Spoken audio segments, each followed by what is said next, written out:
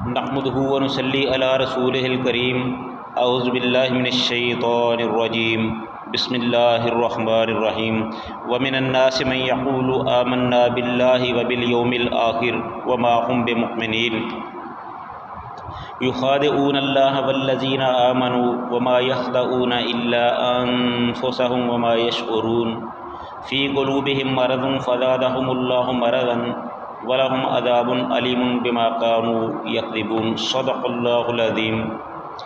سامعین محترم، جیسا کہ آپ جانتے ہیں کہ ہم نے سورہ بقرہ کے شروع میں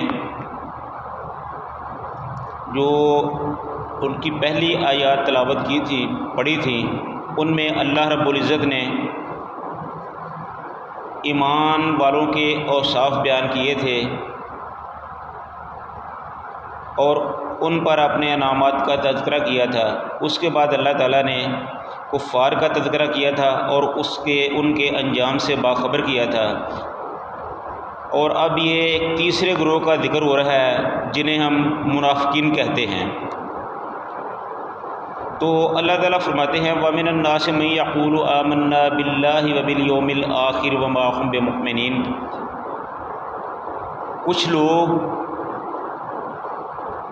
جو کہتے ہیں کہ ہم ایمان لائے اللہ پر اور آخرت کے دن پر، وَمَا هُم بِمُؤْمِنِينَ، حالانکہ وہ ایمان والے نہیں ہیں۔ یہ وہ لوگ ہیں جن کے دل تو ایمان سے خالی ہیں، لیکن وہ محض ایمان والوں کو فریب دینے کے لیے اپنی زبان سے اپنے ایمان کا اظہار کرتے ہیں۔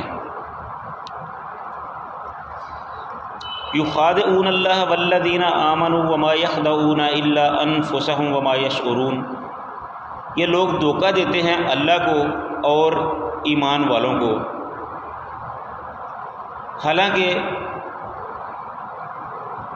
دنیا میں کوئی فرد و بشر ایسا نہیں ہے جو یہ نہ جانتا ہو کہ اللہ تعالیٰ کو دھوکہ دینا ممکن نہیں، اللہ تعالیٰ کو دھوکہ نہیں دیا جا سکتا۔ کیوں؟ اللہ تو علیم بذات الصدور ہے، وہ تو دلوں کے بیتوں کو جانتا ہے، تو کس طرح اللہ کو دھوکہ دیا جاتا ہے؟ اللہ کو دھوکہ دینا ممکن نہیں ہے۔ والذین آمنوا، اور ان لوگوں کو جو ایمان لائے، ایمان والوں کو بھی دھوکہ نہیں دیا جاتا۔ کیوں؟ کہ اللہ تو خود جانتا ہے، اور ایمان والوں کو اللہ تعالیٰ نے رسول اللہ صلی اللہ علیہ وسلم کے ذریعے، وحی کے ذریعے باخبر کر دیا کہ یہ لوگ آپ کے بارے میں کیا رائے رکھتے ہیں۔ وما یخدعون الا انفسهم، دراصل وہ کسی کو دھوکہ نہیں دیتے، وہ اپنے آپ کو خود دھوکہ دے رہے ہیں، وہ خود دھوکے کا شکار ہو رہے ہیں۔ وما یشعرون، لیکن وہ اس کا شعور نہیں رکھتے، اس کا شعور نہیں رکھتے۔ فزادہم اللہ مرضا، پس بڑھا دی، پس ان کے دلوں میں، فی قلوبہم مرض، ان کے دلوں میں بیماری ہے۔ فزادہم اللہ مرضا ولہم عذاب علیم بما کانوا یکذبون، یہ جو ان کے دلوں میں بیماری ہے یہ وہی نفاق کی بیماری ہے، کفر اور نفاق کی بیماری ہے، مسلمانوں کے خلاف حسد، بغض اور کینے کی بیماری ہے۔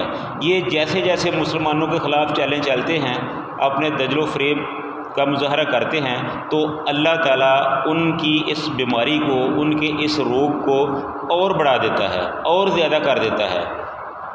وَلَهُمْ عَذَابٌ عَلِيمٌ، اور ان کے لیے اللہ تعالیٰ فرماتے ہیں کہ میں نے ایک دردناک قسم کا عذاب تیار کر رکھا ہے۔ کیوں؟ بما کانوا یکذبون، کہ وہ جھوٹ بولتے تھے۔ ان کو عذاب اس لیے دیا جائے گا کہ وہ جھوٹ بولتے تھے۔ یہ جو نفاق ہے نا، اس کی بیس ہی جھوٹ ہے، یہ ساری برائیوں کی جڑ جو ہے نا وہ جھوٹ ہے۔ وَإِذَا قِيلَ لَهُمْ لَا تُفْسِدُوا فِي الْأَرْضِ، اور جب ان سے کہا جاتا ہے کہ تم زمین میں فساد نہ کرو، قالوا انما نحن مصلحون، تو وہ کہتے ہیں کہ ہم تو اصلاح کرنے والے ہیں۔ حالانکہ جو اللہ تعالیٰ کی حدوں کو پامال کرتا ہو، جو اللہ تعالیٰ کی نافرمانیاں کرتا ہو، جو کتاب اللہ کی تکذیب کرتا ہو، جو مسلمانوں سے دھوکہ کرتا ہو، وہ کس طرح زمین میں اللہ کی زمین میں اصلاح کے کام کر سکتا ہے؟ تو ان کے اس جھوٹ کا پردہ چاک کرنے کے لیے اللہ نے فرمایا الا انہم هم المفسدون ولکن لا یشعرون، خبردار یہی لوگ فساد کرنے والے ہیں لیکن وہ شعور نہیں رکھتے۔ وَإِذَا قِيلَ لَهُمْ آمِنُوا، اور جب کہا جاتا ہے ان کو کہ ایمان لاؤ کما آمن الناس، جس طرح دوسرے لوگ ایمان لائے، قالوا انؤمن، تو کہتے ہیں کما آمن السفہاء، کہ ہم اس طرح ایمان لائیں جس طرح بیوقوف ایمان لائے ہیں۔ الا انہم هم السفہاء، اللہ تعالیٰ فرمائے خبردار بے شک یہی لوگ بیوقوف ہیں، ولکن لا یعلمون، لیکن یہ جانتے نہیں ہیں۔ جب ان سے کہا جاتا ہے کہ ایمان لاؤ جس طرح دوسرے ایمان لائے، تو وہ کہتے ہیں کہ ہم اس طرح ایمان لائیں جس طرح بیوقوف ایمان لائیں، یعنی کہ مسلمانوں کو بیوقوف کہا، جو اچھے مسلمان تھے یعنی جو صحابہ تھے ان کو بیوقوف کہا۔ کیوں؟ اس لیے کہ صحابہ کا یہ طرز عمل تھا کہ اللہ کے رسول صلی اللہ علیہ وسلم نے فرمایا کہ وقت کے ساتھ دین کی مدد کرو، تو صحابہ فوراً باہر نکلے اور دین کی نشر و اشاعت کے لیے سرگرم ہو گئے۔ رسول اللہ صلی اللہ علیہ وسلم نے فرمایا کہ اپنے مال کے ساتھ دین کی مدد کرو، تو صحابہ کرام رضوان اللہ علیہ اجمعین نے اپنا سب کچھ رسول اللہ صلی اللہ علیہ وسلم پر نچھاور کر دیا، اپنے گھروں کے سارے سامان لا کر رسول اللہ صلی اللہ علیہ وسلم کے قدموں میں ڈھیر کر دیے۔ رسول اللہ صلی اللہ علیہ وسلم نے فرمایا کہ اپنی جانوں کے ساتھ جہاد کرو، تو صحابہ اسی وقت تیار ہو گئے۔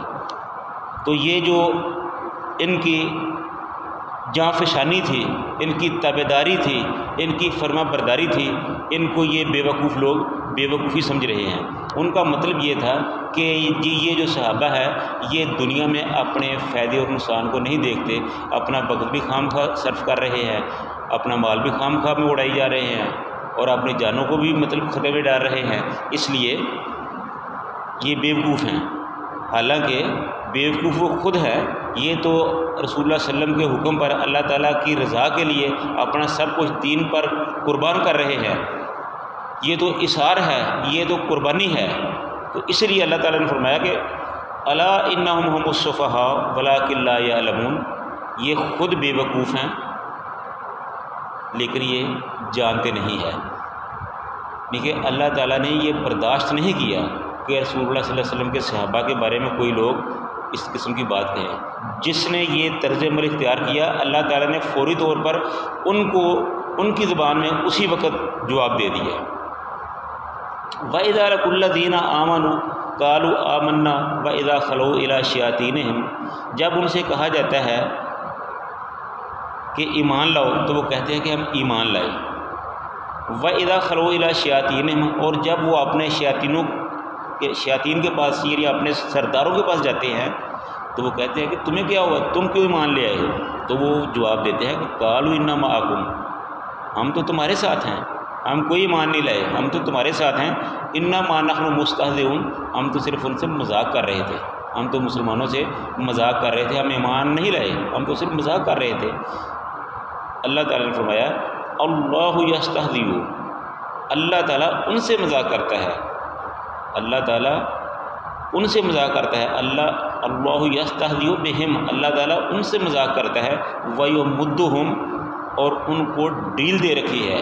وَيَمُدُّهُمْ یعنی کہ ایک جانور کے گلے میں یہ رسی ڈالی جاتی ہے کہ وہ رسی کو ڈھیل دی جاتی ہے کہ تاکہ وہ چر سکے، تو وہ اپنی مرضی سے دور دور تک جاتا ہے، کھاتا ہے، پیتا ہے، تو جب مالک چاہتا ہے پھر اس کو رسی کھینچ کر واپس بلا لیتا ہے۔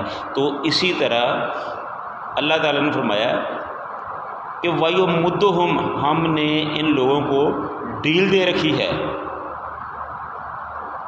فی طغیانہم یعمہون، اور وہ اپنی سرکشی اور طغیانی میں بھٹکتے پھر رہے ہیں۔ وہ سمجھ رہے ہیں کہ ہمیں کوئی پوچھنے والا نہیں ہے، ہم جو چاہے جو سو کرے، لیکن ان بیوقوفوں کو یہ نہیں پتہ کہ جب ان کی رسی کھینچی جائے گی نا تو پھر ان کا کیا انجام ہوگا۔ تو اللہ تعالیٰ سے دعا ہے کہ اللہ تعالیٰ ہمیں جھوٹ، دجل و فریب اور مکاری سے محفوظ رکھے، اور نبی پاک صلی اللہ علیہ وآلہ وسلم کے صحابہ کے طرز عمل پر چلنے کی توفیق عطا فرمائے، اور جو ہم نے پڑھا اور سنا ہے اللہ تعالیٰ اس پر عمل کی توفیق عطا فرمائے۔ وآخر دعوانا ان الحمد للہ رب العالمین۔